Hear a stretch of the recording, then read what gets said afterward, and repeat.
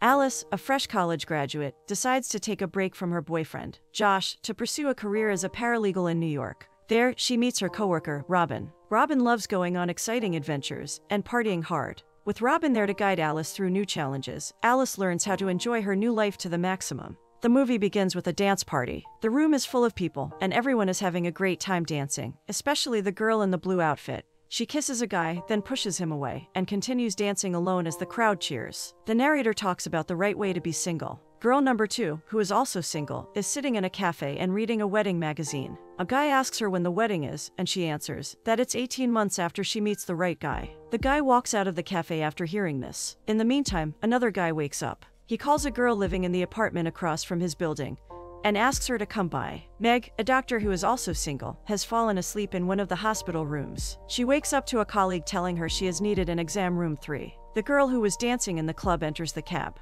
The driver thinks she is going home, but she tells him she has no plans of leaving. The narrator asks, why do we always tell our stories through relationships? In a dormitory, a girl and a guy, wearing nothing but a towel, are in front of their rooms. The girl is about to drop her towel when the guy saves the day. As he is helping her, his towel falls off. The duo officially meets and shares their names. 4 years later, Josh and Alice live together, and pictures of them are all over the room. They get into a mild argument, and Alice explains she has never been alone. She has gone from living with her parents to living in a dorm to living with Josh. She would now like to experience what it would be like to be single. Josh helps Alice change her clothes as they talk. She thinks that if they are to succeed long-term, she needs to find out who she is. They both do. Lucy is in her new apartment, where she tries to catch an internet connection. She finds a network. The source is Tom's bar. Robin wakes up with a hangover after a night out, sees a guy in the kitchen preparing breakfast, and freaks out. He reminds her that she is in his apartment. She admits she doesn't remember much of the previous night. Meg is at the hospital, and one of her patients is in labor. Meg is helping her prepare for the process of giving birth. The patient asks her if she ever had a child, and Meg explains that she helped deliver around 3,000 babies. Alice is on her first day at work as a paralegal when she meets Robin, who shows her around her new firm.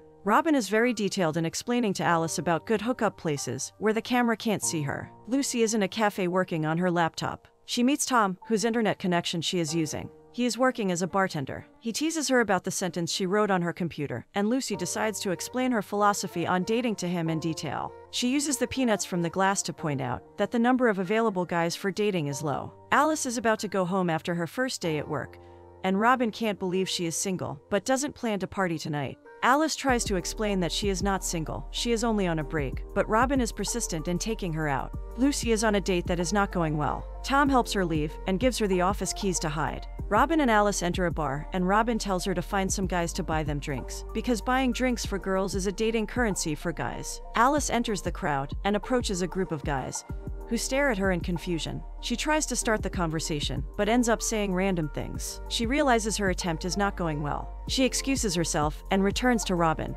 After the failed date, Tom explains to Lucy that most girls only hear what they want to hear. He gives her an example and starts talking to a girl. He tells her he wants to date other girls because he doesn't want to hurt her. The girl sounds pleased and kisses him. Alice is a bit disappointed and thinking about going home. Robin tries to recommend a guy for her and sets her up for a hookup. They go to have a drink, and Robin introduces Alice to Tom. He buys them a drink. Tom and Alice start dancing in the bar, and she kisses him. A girl nearby seems to be hurt by it and slaps Tom. He is slightly surprised and looks at Lucy, and after a couple of seconds, Alice and Tom continue kissing. The next morning, Meg attempts to wake Alice up. They are roommates, and Meg is drinking her coffee and getting ready for work. Suddenly, Robin appears behind the couch. Meg is surprised to see Robin in her home, since she doesn't know her and is not used to Alice partying. It turns out Meg is not Alice's roommate but her sister. Alice finally wakes up with her sunglasses on. Robin realizes there is a guy in the apartment and remembers spending the night with him. Robin and Alice are in a rush to get to work on time.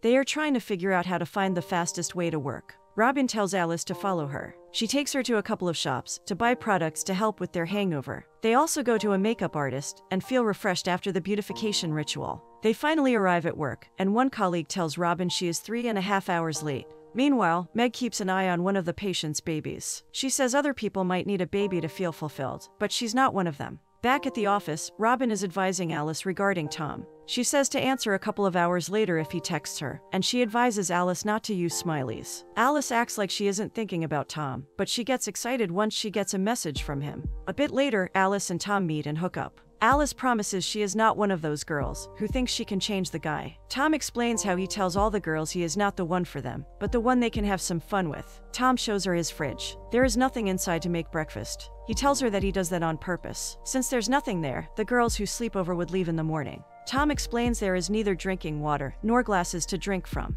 He does, however, have a secret cabinet in his bedroom with water bottles and some beer. Alice leaves his flat feeling puzzled. The next morning, Alice is sitting in a cafe, waiting to meet her now ex-boyfriend Josh. She already ordered some chocolate chip pancakes for them, like she used to. Once Josh arrives, he tells Alice that he's been seeing someone. She can't go around romantically experimenting and then expect to get back with him. Alice feels upset by what Josh tells her, since she was expecting them to get back together after their break.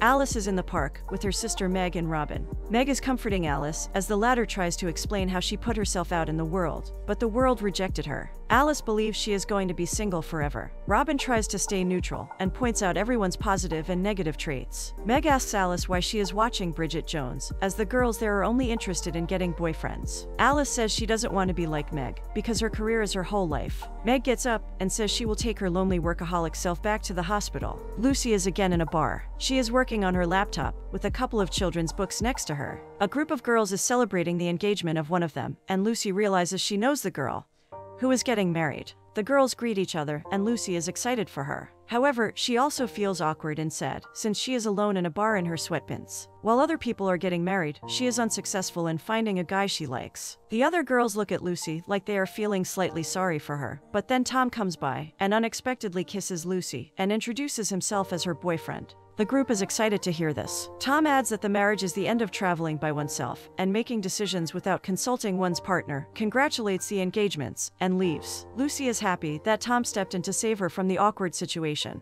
Lucy thanks him for his help and kisses him on the cheek. Alice is back at her sister's flat after a night out. Alice can't unzip her dress and falls on the couch. She realizes Meg is in the room, doing some work on her laptop. Alice apologizes for what she said to her before. Meg takes her laptop and shows Alice what she has been reading about. She announces she wants to have a baby and has found the perfect sperm donor from Sweden. She is going to be a single mom. Alice is happy for her sister. Meg tells her she will always be her first baby, but she needs to move out of the apartment by Friday. Robin and Alice are looking for a new apartment.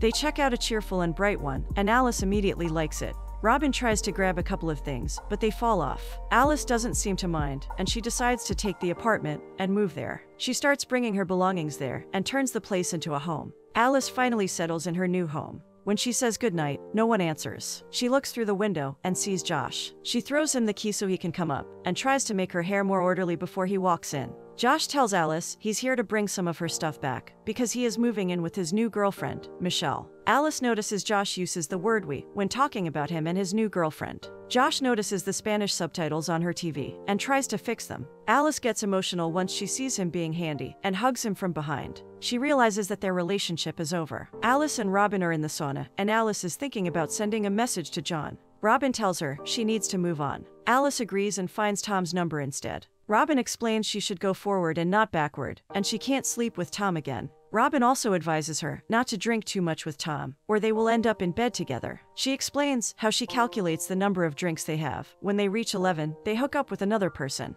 Alice goes to her university's alumni autumn networking event. Before she enters, she talks to a receptionist about how she is here to put herself out there, not just physically but also emotionally. A group of old grad girls starts singing and doing choreography for the people present at the event. Alice joins them for a while, but feels awkward being a part of an act. Alice goes to the table to get a drink and meets another alumnus. He wants to know what it says on Alice's card and tells her that he is a developer where he works and that he owns the building. Alice, Meg, and Robin are waiting for Meg's pregnancy test, which turns out to be positive. Meg is about to become a mother. Robin is joking about how she did a drug test, and it's also positive. Tom finds a present in his bar. He unwraps it and finds a box of peanuts. He looks up and spots Lucy, who waves at him and tells him she found her peanut, Paul. There is a Christmas party happening in Robin's and Alice's office. Robin is the hostess and entertainer of the party, and she is wearing a Christmas suit. Alice is with her sister, Meg, who seems to be going through a hormone crisis due to her pregnancy. Meg frantically wants to know how many pieces of a hamburger make one whole hamburger. Alice points out to Meg that the new guy has been checking her out, and Meg thinks he is too young for her, and would probably only approach her to ask for free medical prescriptions. A couple of seconds later, the new guy, Ken,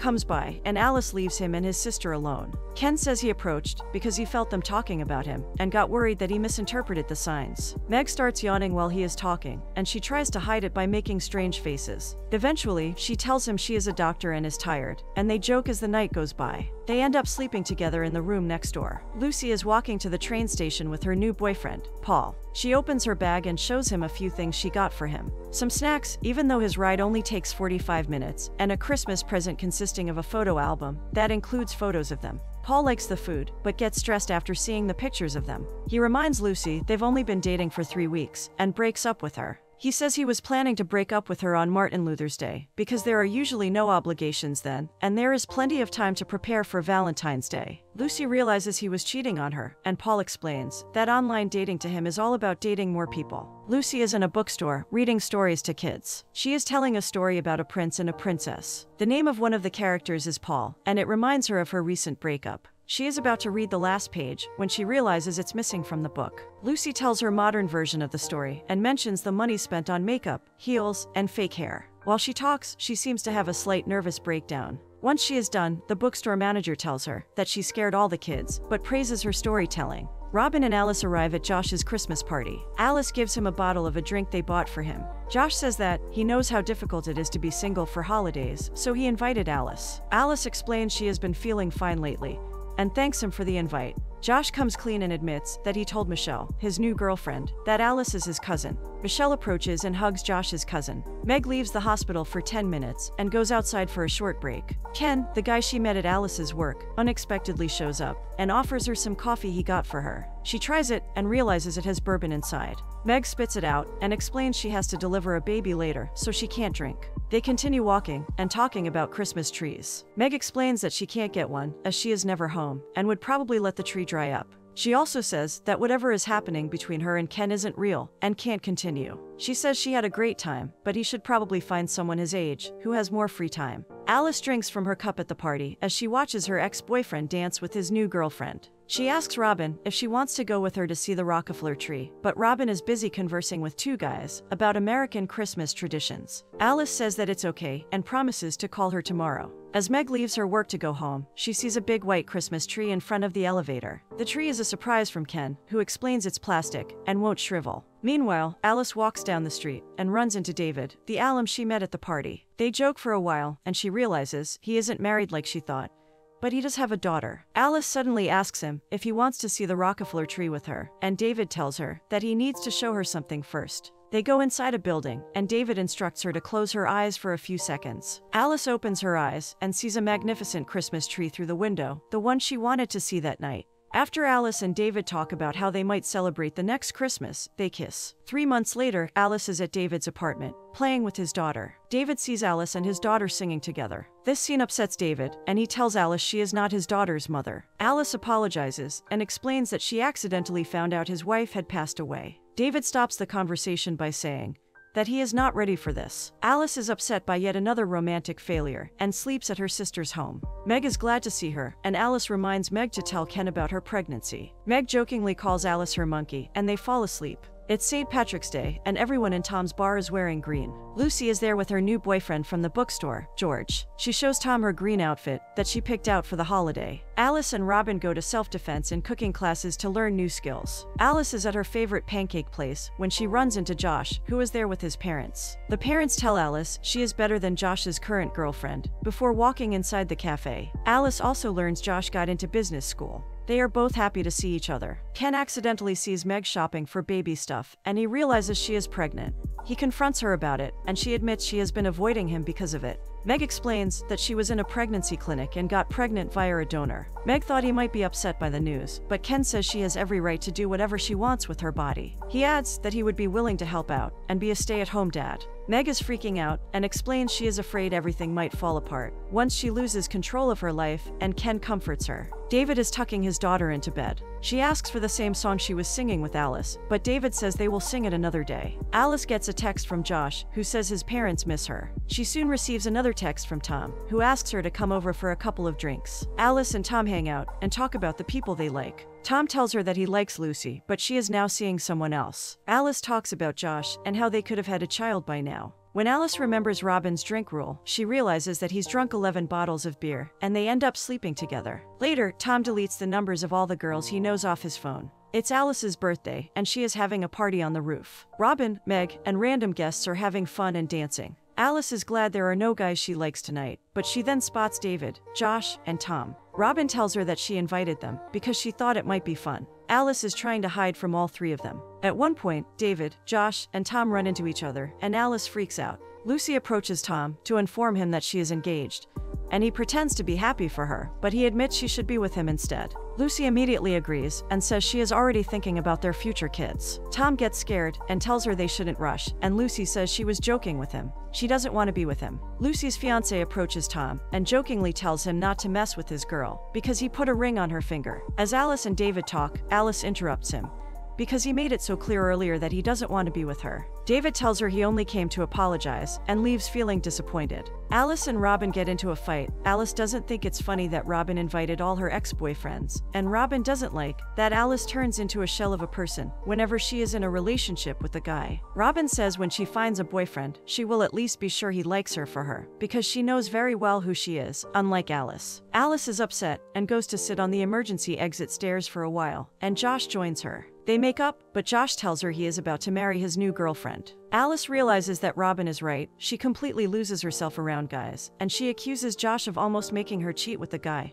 who has a fiancé. Alice tells Josh that she needs to be alone. She has said it many times, but truly means it this time. Alice walks out and stops a cab. She tells the driver that she wants to go home. As they talk, Robin appears in front of the cab and throws herself in front of it. She tells the driver she won't sue him if he takes them to the hospital. A couple of seconds later, Meg appears. She is in labor. In the cab, Alice and Robin are helping Meg, and Robin reveals that she went to medical school. Alice and Meg make it to the hospital in time for Meg to deliver her baby girl Madeline. Ken shows up, and Meg tells him that she loves him. Alice goes back home, and she spends some time alone. She uses a machine to help her unzip her dress and spends time reading and exercising at the gym. She appears at Robin's front door and awkwardly tells her that though she has found a way to unzip her dress by herself, she would still like Robin to be around. Robin teases her at first, but they eventually hug and admit they've missed each other. Alice realizes Robin is living in a fancy big flat, and Robin reveals that she is rich and only works at the office because she enjoys spending time with Alice. They go on to have breakfast together. Meg is enjoying her time with Ken and her baby. Meanwhile, Tom is in his flat, making small changes in his life before settling down.